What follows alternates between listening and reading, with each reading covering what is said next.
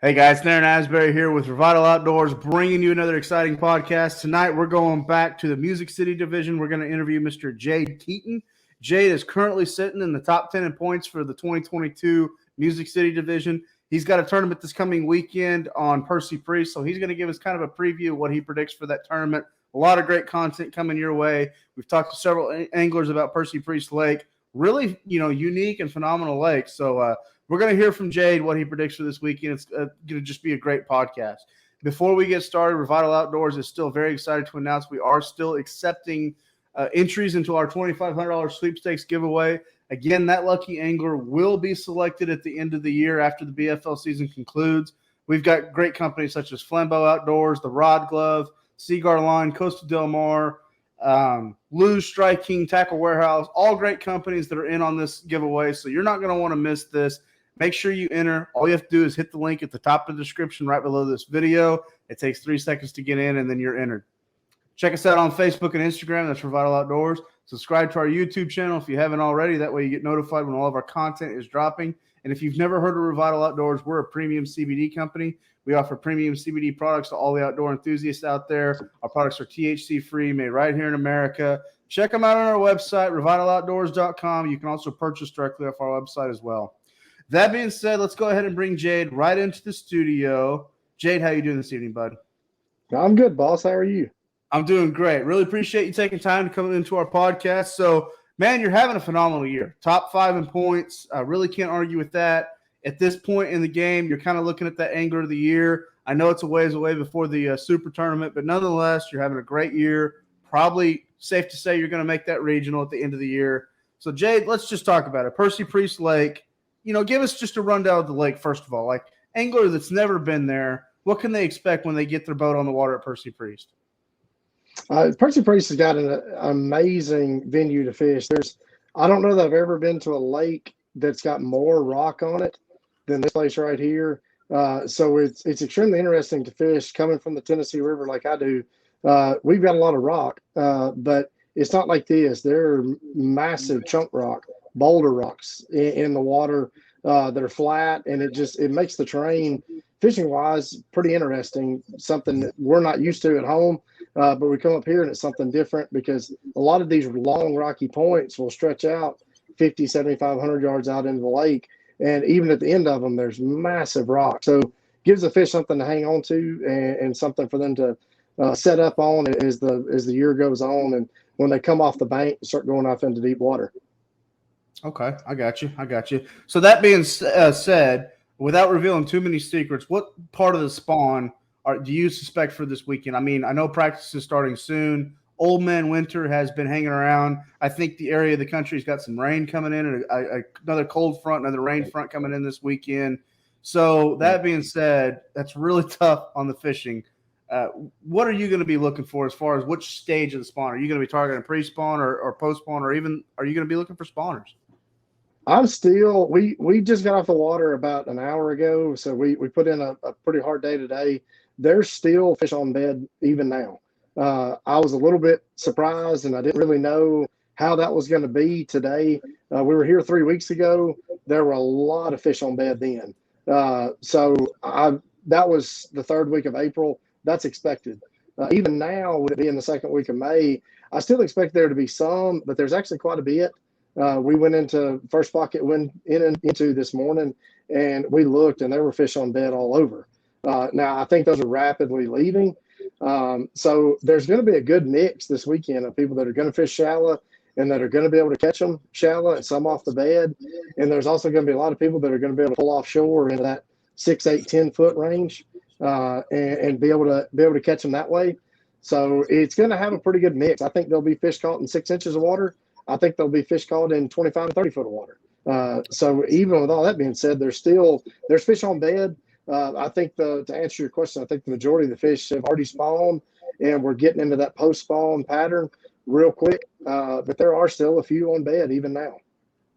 So let's just say, for the terms of talking, that the guys up shallow are probably looking for them. They're trying to key in on those shallow water spawning fish, the aggressive bucks, or they're looking for a female on a bed. So let's break it down as far as the post-spawn pattern. The anglers that are, hanging out a little bit, trying to key in on maybe the fry garters or whatever.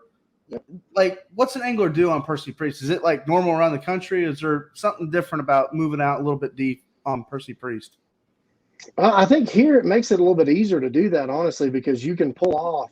You can pull off on most all these banks and throw a Senko or a floating worm or something like that, and pull off the bank and target those fish in 6, 8, 10 foot of water. And I think you can catch a lot of fish doing it. Now they're going to be post spawn. They're not going to be the fattest fish in the world, but you can catch a lot of numbers doing that. And I think we caught a few doing that today.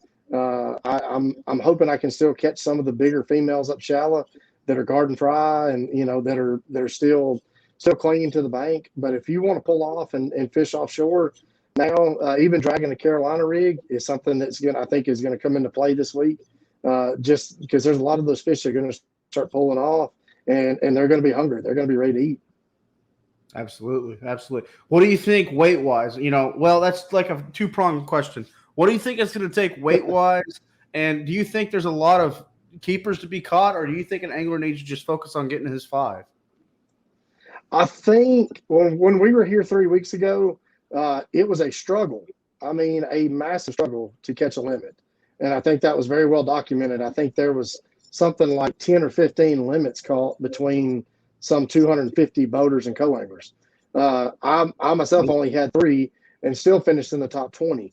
So I think there are more keepers that will be caught this time. I don't know that the weights will be any better. I still think it'll take 15, 16, 17 pounds to win. I think if you can get a double-digit limit, a 10 or 12-pound limit, I really think you'll be cracking the top 10 or real close. Last time I think it only took around 7 pounds, I think, to get paid. I think it's going to take more than that this time. But I think if you've gotten the 10-pound range, 12-pound range, I think you'll be safe in the money cut.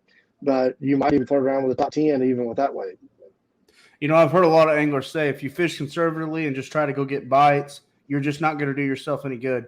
You really have to focus in on Percy Priest. You have to focus on fishing for bigger bites, throwing bigger baits. What's your key on that? Yep. I think the key for this week for that is going to be early morning topwater.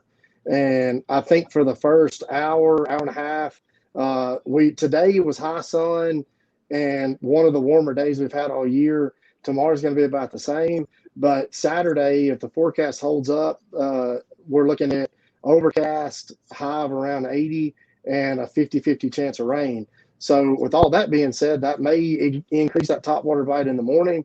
It may extend it a little bit more. But for me, I think the early morning bite, if you can catch a couple of quality fish early, or if you can catch the tail end of that shad spawn, which I think is still going on, if you can catch some of that, things may be different.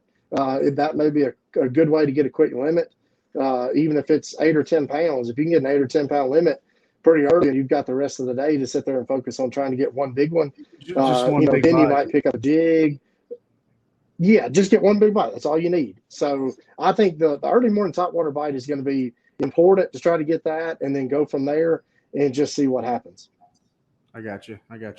Jade, really appreciate you coming onto our podcast. You've given us a lot of great information for the tournament this weekend. Before we let you go, I checked out your profile on Major League Fishing. Again, you've amassed a really great career for yourself there around the Music City division. And you've got a lot of great support based on social media with your family, friends there in the area. Anybody like to give a shout out or a thank you to before we let you go? No, I mean, I've got a extremely supportive family. My wife, Lakin, we've got two beautiful girls. They allow me to do this. My mom and dad, both of them are retired now. So they get to drag the camper around and we make it a family trip every time we go somewhere. So, we were at Chickamauga last week for the Toyota series. And, anytime we get to travel, we take advantage of it. So, real support on that. Just on the family side, but big sponsors, Cabela's, Mercury, Nitro, Power Pole, they've all been a big support. Donna Holden Realty back home, she keeps the ball rolling as far as these tournaments. So I've been blessed, been fortunate. It has been a good year. So just enjoy the good times and when you go through some of those lows, remember what those good times are like, and hope to remember those and get out of that slump. So like I said, it's been a good year. I've been extremely thankful and for the support, not only for that, but the good finishes. I enjoy the competitive side of it. I enjoy traveling, going to Lake Percy Priest where we're at this week. It's somewhere different. It's somewhere different that I'm not used to fishing all the time, but if we can come and enjoy it and the friendships that you make along the way, that's what means the most to me. Absolutely. Jade, before I let you go, I want to give another shout out to you, specifically, and your wife. I've noticed through some of your photos on Facebook, you've gotten your girls out on the boat, exposed to fishing. I just want to say thank you as someone that works in the industry, and how important it was for my dad to introduce me to fishing. That's just really cool that you're doing that. I joke when I say this, but it's the absolute truth. If more parents can introduce their kids into fishing, they'll never have enough money to get themselves in trouble later on in life. Or time. Yeah. So, but that's really cool that you've enveloped not only being introduced to fishing from your parents, but you're bestowed it onto your kids. So I just want to say thank you for doing that, and to all the listeners out there, if you've got a chance to take a kid fishing, do it. You never know what it's going to do for themselves. And I speak on my behalf, and I don't say this boastfully, and I'm not bragging by any means. You see Jade, you hear his testimony to fishing and what it did for him, for his parents to introduce to him the sport of fishing.